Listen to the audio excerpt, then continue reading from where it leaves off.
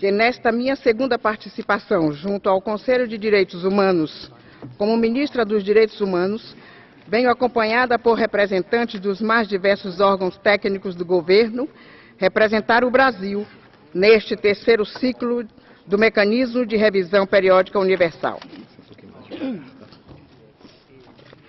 O Brasil deposita inabalável confiança no Sistema Universal de Direitos Humanos. Consideramos que a Revisão Periódica Universal se mostra um exercício construtivo em que todos os Estados-membros, voluntariamente, apresentam suas realidades e seus desafios perante seus pares. Ao reconhecermos nossas dificuldades e apresentarmos nossos esforços e vitórias, o governo brasileiro nutre a expectativa de que este terceiro ciclo de revisão preserve o espírito de engajamento construtivo no que se refere ao Sistema Internacional de Direitos Humanos. A revisão periódica universal é exercício dinâmico que requer um olhar para o passado, o presente e o futuro. Assumo desde já meu compromisso de trabalhar em estreita coordenação com os parceiros governamentais e não governamentais pela plena implementação das recomendações da revisão periódica universal.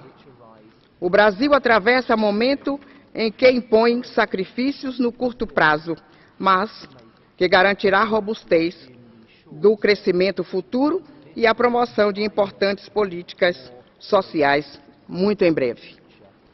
O Brasil precisa de grandes reformas vitais para restaurar a credibilidade que traz investimentos, que gera empregos, reformas cruciais para que tenhamos um Estado eficiente que assegure oportunidades para todos, que corresponda às legítimas expectativas do cidadão e que promova e respeite plenamente os direitos humanos. As responsabilidades social e fiscal se somam. Compromisso efetivo com os direitos humanos requer planejamento, progressos sustentáveis, cuidado com a coisa pública. Diante da gravidade da atual crise econômica que nos foi legada, aprovamos recentemente uma emenda constitucional que visa a equilibrar as contas públicas, preservando os programas sociais brasileiros. Sem esse ajuste, o desequilíbrio fiscal persistente poderia levar a um ciclo vicioso de baixo crescimento, alta inflação e desemprego crônico, minando a capacidade do Estado de financiar as políticas públicas que beneficiam os pobres e os grupos vulneráveis. Diante da mudança acelerada do perfil demográfico da sociedade brasileira, o governo busca garantir a sustentabilidade de longo prazo do sistema previdenciário, com vistas a salvaguardar os direitos previdenciários das gerações atuais e futuras. O respeito aos direitos adquiridos e a transição gradual para a nova regra são princípios orientadores da proposta apresentada pelo governo ao Congresso Nacional. A reforma trabalhista, por sua vez, visa a conferir maior dinamismo ao mercado de trabalho e ao setor produtivo. Trata-se de modernizar a legislação brasileira, de modo a promover o investimento e a geração de emprego. Precisamos de regras mais ajustadas à economia contemporânea. Não se trata, em absoluto, de suprimir direitos que são sagrados. São reformas que estão sendo debatidas amplamente e de forma democrática no Congresso Nacional. O programa Bolsa Família é outra realidade brasileira. A combinação de políticas de transferência de renda, de aumento do salário mínimo e de promoção da agricultura familiar fez com que o Brasil reduzisse com grande sucesso a fome no país, o que ele fez sair do mapa da fome da Organização das Nações Unidas para a Agricultura e Alimentação. Plano Nacional de Segurança Alimentar e Nutricional reúne iniciativas de 20 órgãos. O governo aprimorou o programa Mais Médicos, criado como parte do esforço de atendimento aos usuários do sistema público de saúde. Além de levar médicos para regiões onde há escassez ou ausência desses profissionais, o programa prevê ainda investimentos para a construção, reforma e ampliação de unidades básicas de saúde e aumento das vagas de graduação e residência médica para a formação desses profissionais.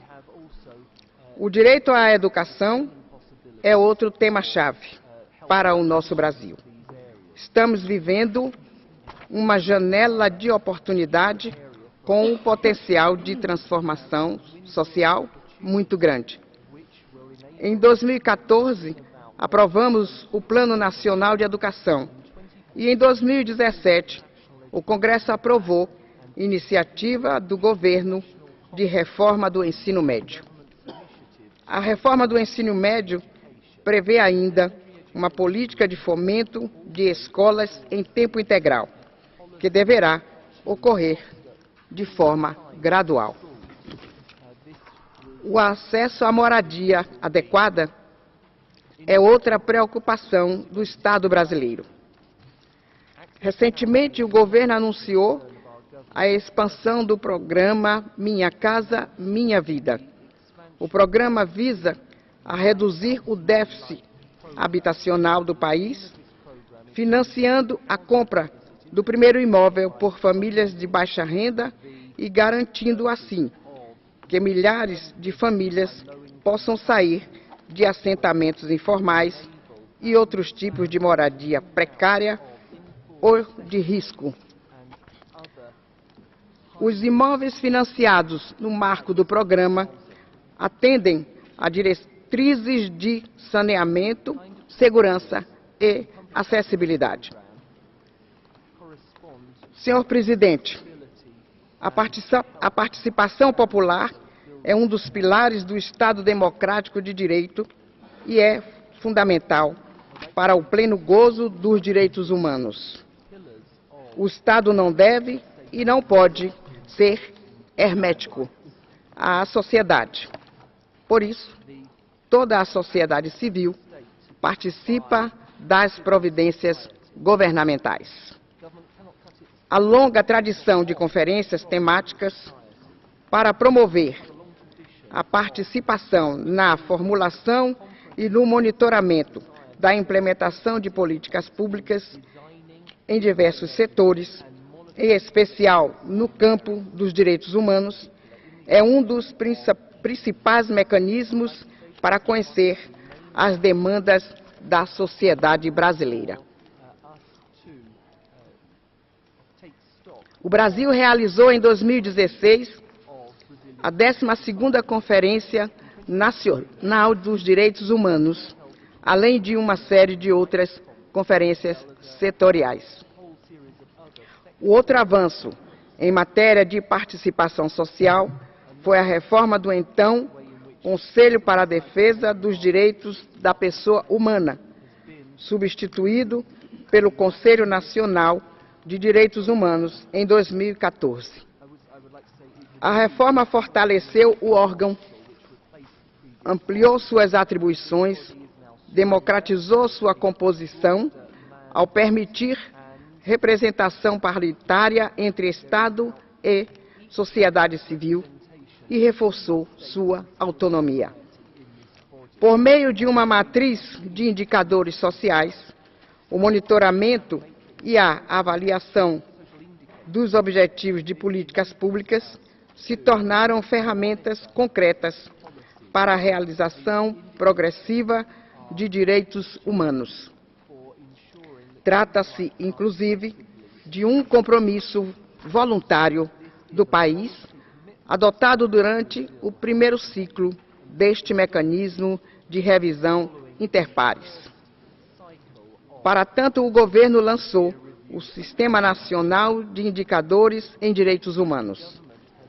Adicionalmente, o governo segue empenhado na execução do terceiro Plano Nacional de Direitos Humanos, em vigor desde 2009. Em 2013, foi lançado o Observatório Nacional do Plano Nacional. Tornaram-se públicas, por meio de uma plataforma online, informações sobre a implementação do referido plano, a partir de dados fornecidos pelos ministérios e órgãos que possuem ações sob sua responsabilidade. Seu objetivo é subsidiar o monitoramento do Plano Nacional, tanto pelos órgãos governamentais quanto pela sociedade civil.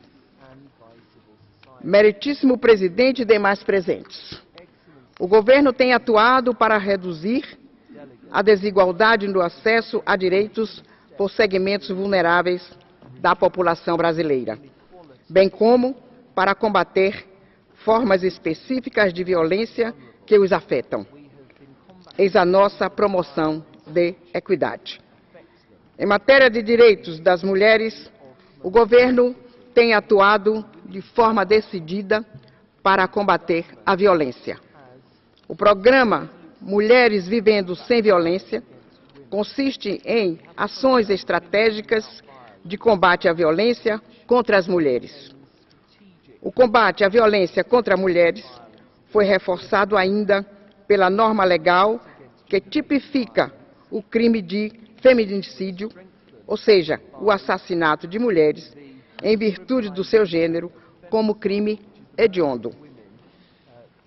A desigualdade entre homens e mulheres no mercado de trabalho brasileiro foi reduzida. Em 2004 e 2014, o rendimento médio das mulheres empregadas aumentou 61% em termos reais e, pela primeira vez, ultrapassou o limiar de 70% da renda dos homens. A participação política partidária das mulheres tem também aumentado. As mulheres somaram 31% dos candidatos nas eleições de 2014, frente a 22,43% nas eleições de 2010. Lançado em 2016, o programa Criança Feliz é iniciativa do governo federal para ampliar a rede de atenção e o cuidado integral com a primeira infância. O reconhecimento do direito da criança ao seu pleno desenvolvimento orientou a formulação do programa, que busca interromper o ciclo perverso em que subnutrição e pobreza atingem a primeira infância e comprometem o futuro de gerações, limitando as possibilidades de um grande contingente populacional. A garantia dos direitos das crianças foi reforçada, ainda por meio de nova lei que proíbe castigos corporais e outra norma que preceitua a exploração sexual de crianças e adolescentes como crime hediondo. O Brasil reitera seu compromisso no mais alto nível de promover um mundo livre de racismo, discriminação racial, xenofobia, homofobia, ódio, ira, rancor, intolerância religiosa e outras intolerâncias. Reafirmamos também nosso apoio à implementação plena e efetiva da Declaração e do Plano de Ação de Durban, bem como do Programa de Atividades da Década Internacional para os Afrodescendentes. Excelentes resultados já estão sendo visíveis. No plano nacional, Ações afirmativas são o principal instrumento para a promoção da equidade e correção da terrível distorção que afeta a população afrodescendente em matéria de renda, acesso à educação e ao trabalho decente. Em nível federal, 20% das vagas em concursos públicos são destinadas para os afro-brasileiros. Em universidades e institutos técnicos, 50% das vagas são reservadas aos estudantes de escolas públicas secundárias, com a distribuição de vagas entre afro-brasileiros e indígenas, com base na proporção de tais grupos em cada comunidade. Ciente de que a violência urbana afeta desproporcionalmente jovens negros, pobres e da periferia, o governo criou o programa Juventude Viva, que inclui ações preventivas que promovem o reforço da sensação do pertencimento e a autonomia, além de combater situações de discriminação e de violência física. O Plano Nacional de Segurança Pública, após avaliação criteriosa do programa exitoso implementado por mim no estado da Bahia, acolheu a prática de mediação de conflitos entre policiais e comunidades. Sua implementação já está acontecendo em vários estados federativos. O seu êxito é notório. Antes de qualquer comentário sobre a questão indígena, é preciso reiterar o repúdio e a indignação do governo do presidente Temer a atos de violência contra este grupo vulnerável da população brasileira.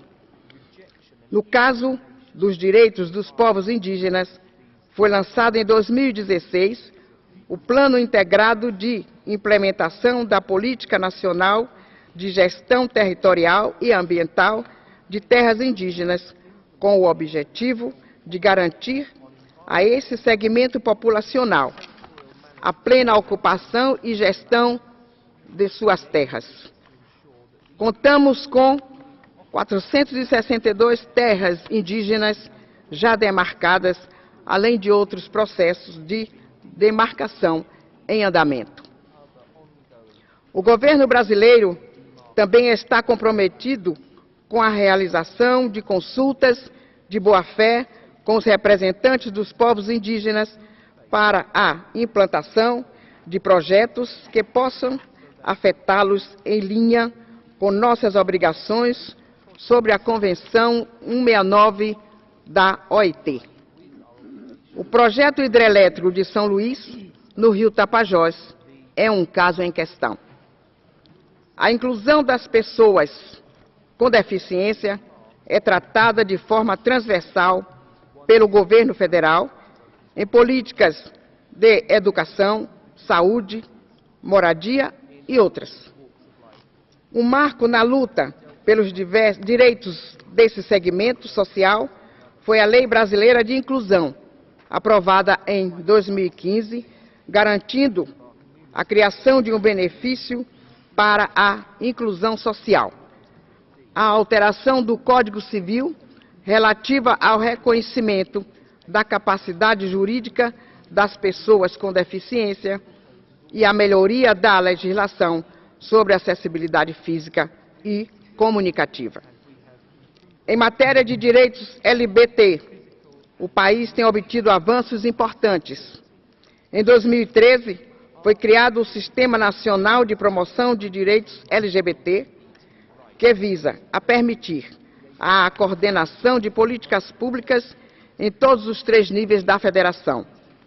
Em 2015, o governo federal criou o Comitê Interministerial de Combate à Homofobia. A Suprema Corte Brasileira já chancelou a união entre pessoas do mesmo sexo. E por que não? O Brasil acredita que a migração é parte integral do processo global de desenvolvimento que afeta a todos. Somos uma nação que se formou com pessoas vindas das mais diversas partes do mundo. Nessa nova fase de fluxos migratórios, o Brasil está comprometido com a acolhida digna dessas pessoas, com o respeito às suas culturas e com sua integração com direitos à sociedade brasileira. Acolhemos a todos os que recorrem ao nosso torrão brasileiro. Também nos preocupamos com a segurança pública e o funcionamento do sistema de justiça, especialmente se considerada a complexidade do sistema federativo brasileiro e seu impacto nas competências e atribuições dos órgãos públicos envolvidos no tema. Para além do fortalecimento de medidas preventivas de longo prazo, como programas de educação, distribuição de rendas e geração de rendas, muitos dos quais já tratados no relatório do Brasil, ao mecanismo de revisão periódica universal. Cumpre ao Estado brasileiro garantir que o combate ao crime seja conduzido com respeito aos direitos humanos. Neste contexto, o Plano Nacional de Segurança, recém-lançado pelo governo e já exitoso, desempenha importante papel. Temos investido na qualificação das forças policiais, na garantia do acesso à justiça, no fortalecimento das defensorias públicas e no combate à impunidade nos casos de uso excessivo da força policial. Cabe ressaltar, nesse sentido, um conjunto de iniciativas, tanto do Ministério Público quanto das forças policiais, no sentido de abolir os autos de resistência e de conduzir com prioridade inquéritos que envolvam mortes por oposição à ação policial. Certas providências legais foram implementadas recentemente, já na minha gestão, e que em muito beneficiaram as mulheres internas em cárceres. A situação do sistema penitenciário é reflexo também dos desafios em matéria de segurança pública. É preciso reduzir a superlotação carcerária e humanizar os presídios. Para além da cooperação com os Estados federados para a ampliação das ofertas de vagas no sistema prisional, como forma de combater a superlotação, o Departamento Penitenciário Nacional tem promovido a adoção de penas alternativas para crimes de baixa gravidade, como forma de reverter a preocupante tendência de aumento das taxas de encarceramento no país, além de forças-tarefas em coordenação com a Defensoria Pública para verificar a situação de presos que podem postular seu retorno ao convívio familiar. Outro avanço positivo foi o programa de promoção de audiências de custódia, que levou, segundo estudos, a uma redução de 50% nas detenções provisórias e que contribui para o combate às detenções arbitrárias. O combate à tortura é outra dimensão fundamental. Em 2013, em cumprimento ao protocolo opcional à Convenção contra a Tortura, o Brasil estabeleceu o Sistema Nacional de Prevenção e Combate à Tortura, que conta com o Comitê Nacional de Prevenção e Combate à Tortura, órgão de composição paritária, responsável por monitorar as políticas públicas sobre o tema e o Mecanismo Nacional de Prevenção e Combate à Tortura, órgão autônomo composto por 11 peritos independentes, com um mandato de 3 anos e competência legal para inspecionar os locais de detenção sem notificação prévia. O Comitê em Epígrafe já inspecionou mais de 50 locais de detenção em 11 estados. Assegurar a liberdade de expressão e a atuação livre e segura da sociedade civil, de jornalistas e defensores de direitos humanos são também pressupostos fundamentais da democracia. Cientes dos desafios do terreno, o governo brasileiro regulou, por meio de decreto, o Programa de Proteção de Defensores e Defensoras de Direitos Humanos. Além da proteção imediata da integridade física dos defensores e defensoras, o programa busca enfrentar as causas estruturais do problema, mobilizando órgãos públicos para investigar, prevenir violações e combater a impunidade.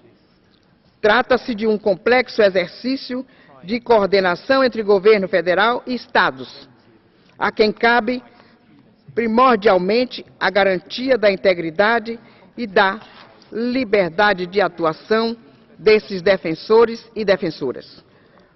No entanto, quando os Estados federados não possuem estrutura para proteção, o governo federal os acolhe no Programa Federal de Proteção a Defensores de Direitos Humanos. Atualmente, atuamos em cerca de 400 de casos. O direito à memória e à verdade é fundamental para que um país possa garantir que violações de direitos humanos não se repitam. A violência estatal e todas as violações que dela decorrem não podem ser toleradas no Brasil contemporâneo. A Comissão Nacional da Verdade reconheceu em seu relatório final as graves violações sistemáticas dos direitos humanos perpetradas no passado.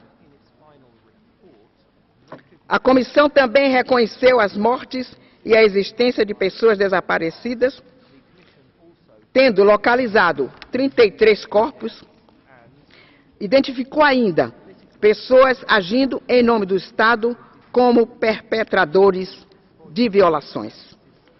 O relatório apresentou 29 recomendações, voltadas principalmente para ações de investigação e reparação, bem como a adoção de medidas de não repetição. Devo mencionar a questão dos direitos humanos no contexto de grandes obras e grandes eventos. Sabemos que representam desafios aos direitos humanos. No entanto, cumpre ressaltar que a Copa do Mundo de Futebol de 2014 e os Jogos Olímpicos e Paralímpicos Rio 2016 ocorreram sem incidentes e deixaram relevante legado.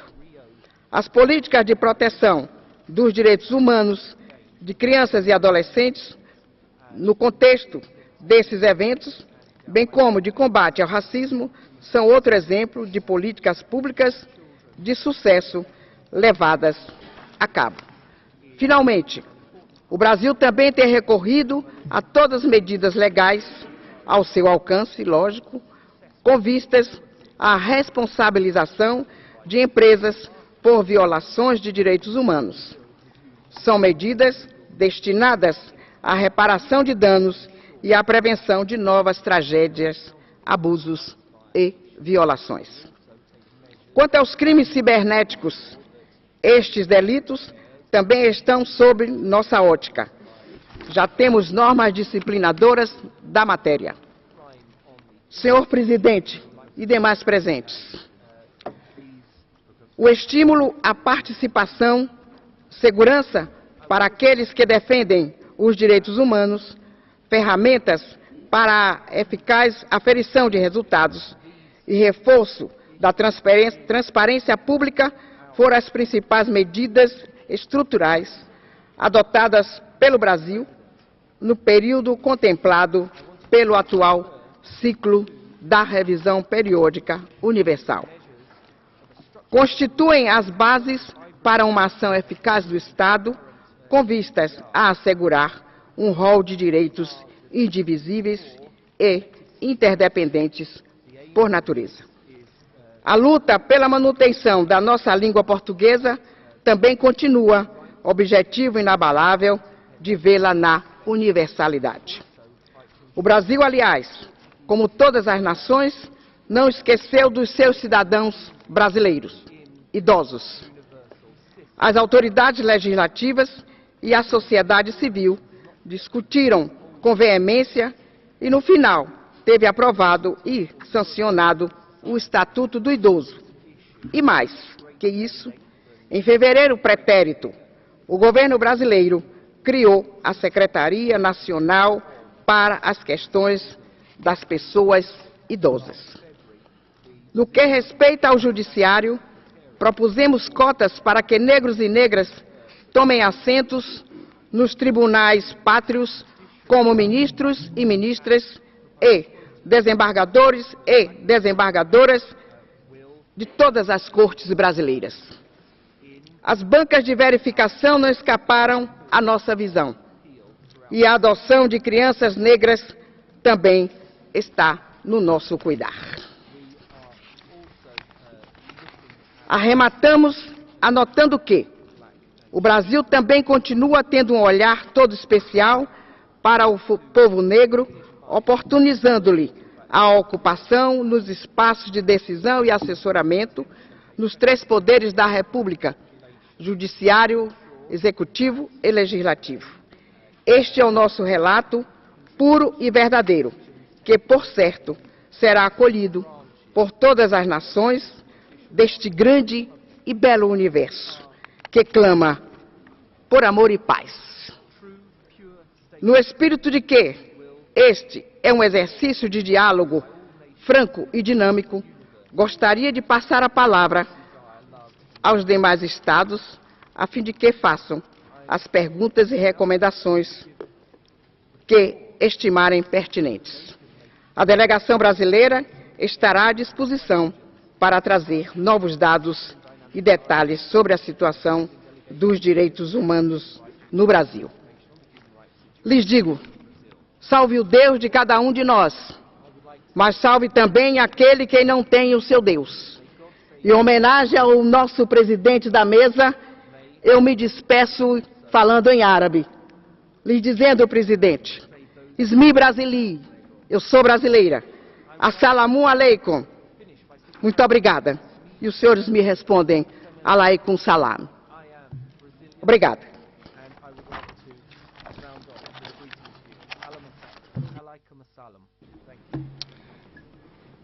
I thank Her Excellency for her statement and for her presence with us this morning.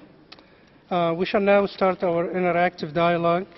Before giving the floor to delegations for their questions and comments, I would like to remind you that the speaking time will be 1 minute and 5 seconds for all. I would like to invite all speakers to respect the established time limit in order to accommodate all inscribed